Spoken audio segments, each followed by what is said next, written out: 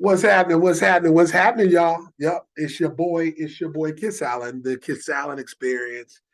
We're live here on the first day of Black History Month, and I've been pegged I've been chosen. I am honored to have been chosen to do a Black History Month speech here at the college.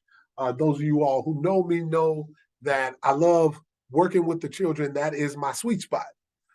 Any story that I can share, any anecdote that I can provide, I'm always really, really excited about getting up in front of them and sharing my story. Because those of you who know, I got some stories to tell, and they some stories. Let me grab some more.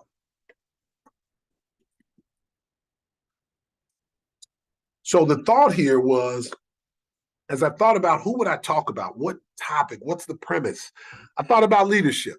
That's a sweet spot for me, and I'm on this journey to continue to grow as a leader, to continue to grow as a quality listener, and someone that really, really takes this thing serious as I grow into myself and my space. And I thought I didn't want to go the traditional route and talking about someone that we've already talked about and people who we really know. I wanted to think and talk about those unsung heroes, those people that are in and throughout our communities across the country that, quite honestly, help move the needle, but we don't know about it. We don't talk about as much. And so had an opportunity to talk to my sister, shout out Omega Mariani, and we shared some stories. And when I tell you this young lady is phenomenal, not only because she's my sister, because she has an incredible way of taking what's in your head and making it into something phenomenal, something that is everlasting, something that is real. And so what I'd like to share with you is my moment in time in Black history.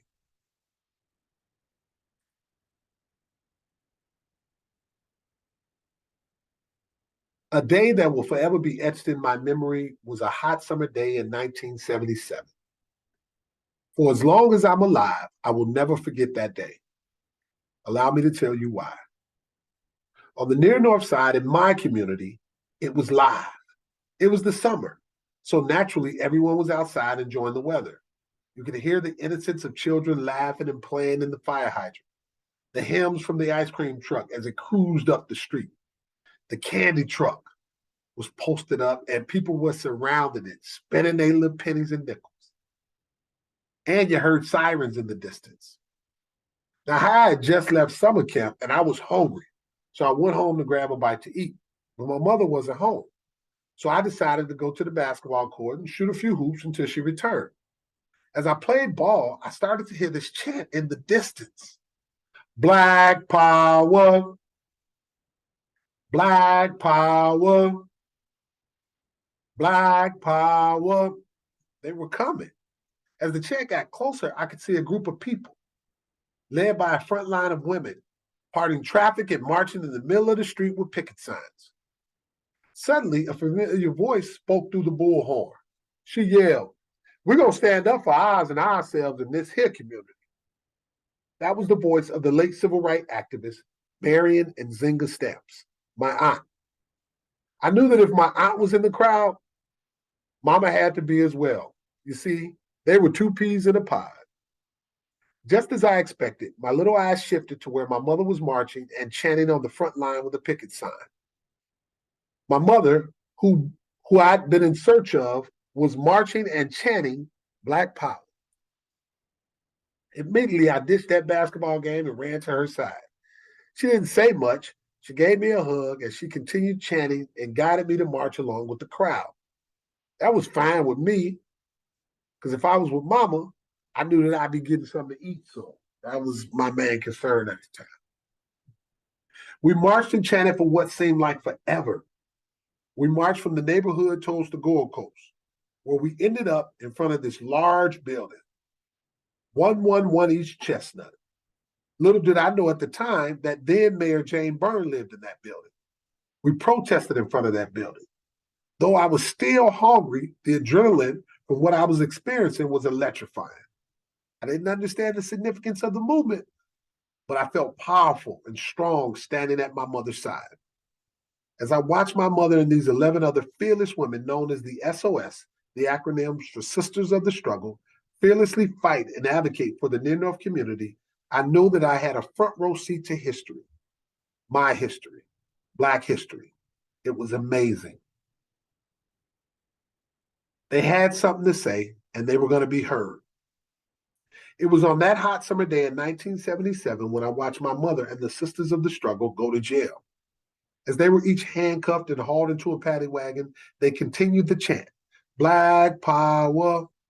It was then that I began to learn the plight, the efforts, and the reasons for the S.O.S, the Sisters of the Struggle, and what their purpose was. See, for 3 decades between the mid-60s through the late 90s, the women of the S.O.S fought and advocated for the rights of public housing residents in Cabrini Green housing projects. They were aggressive in their fight to ensure that the residents had a voice regarding the harsh living conditions in public housing, educational opportunities, equal opportunities, health, welfare, and violence. Under the direct guidance and leadership of the late Professor Edwin Marksman, these fierce and smart women established Chicago Housing Tenant Association, which would later become Tranquility Marksman Community Organization after their original location was bombed in 1976. Tranquility Marksman, named after the late Tranquility Phillips and the late Professor Edwin Marksman, operated the first and only alternative high school in the Near North area for 17 years, Lumumba Jackson Community Learning Center. In over 25 years of service in the community, Tranquility Marksman Organization and the women of S.O.S also gave the Near North community the first senior health clinic in the country and the first and only food co-op program in the community. In 1981, Mayor Jane Byrne moved in Cabrini Green housing projects for 30 days. What an experiment. The stated intention was to improve the living conditions of the residents. However, the women of S.O.S caught her leaving each night, revealing that she never stayed overnight.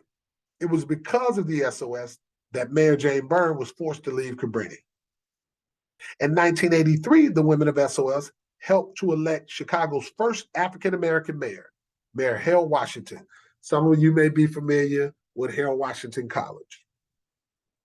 They did that by organizing a massive voters registration drive. In 1984, Marion Stamps and the women of S.O.S worked with gang leaders to organize a citywide gang truce after the murder of 7-year-old Dantrell Davis in Cabrini Green. They successfully navigated what remains the only citywide gang truce in Chicago's history. In 1995, the women of S.O.S gathered all the men from the community and sent them to D.C. for the inaugural Million Man March. My brothers and I were loaded on one of those buses, I'll tell you that. The women of S.O.S collaborated with city officials and politicians on the redevelopment and gentrification of the Cabrini Green Housing Authority. Now, if I could give you a picture, we're talking east and west, North Avenue and Chicago Avenue, and then north and south from Halsted over to Wells. As a result of their fights and efforts, many residents of the Cabrini Green were allotted Section 8 vouchers to relocate to homes of their choice, or they were moved into one of the mixed income units that was built after the high-rise buildings were demolished. In addition, they were responsible for people in the community getting hired at the new businesses that were opening in the community. Amid the fight for the people, these courageous women made a lot of sacrifices. They sacrificed family, marriages, relationships, and hope for a better future for their children and grandchildren, and for the community's children and grandchildren. So on this day, when we talk about leadership, it's so often that we can talk about people who've written books or have had huge presence over the years, and that's fine. But I was witnessing Black history right in my community. They were it, unsung heroes who weren't concerned about how the fight looked, how it felt, or how it sounded. They had a purpose. That purpose was to be the voice of the people in the community. And they were. On this day, I salute SOS, Sisters of the Struggle, whose shoulders that I proudly stand on. I thank them for their many sacrifices and affording me a front row seat to witness what leadership looks like. I wanted to share that story. In addition, I wanted to bring life to the story just through some photos. And so, as I share this particular photo, this was actually the day in front of 1,100 East Chestnut that I mentioned early in the story. I was hungry that day, and my mama and her sisters were out marching. They were going to be heard. And so that was one of the days where I really learned what their movement was all about and the significant role that my mother and her group and this group of fearless leaders in and throughout the community, the roles that they serve. Some of these other pictures are just that of my mom standing up for those in the community, being a voice for the community. Let's see. This one here, I remember vividly. Mom here was helping out at a health clinic. She was making sure that patients were getting taken care of in terms of their blood pressure and such. Yep, that's my mama with the afro.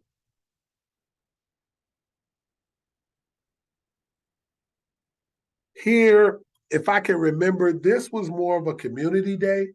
Where we were out and there were resources in and throughout the community that we were sharing. They would always bring live bands.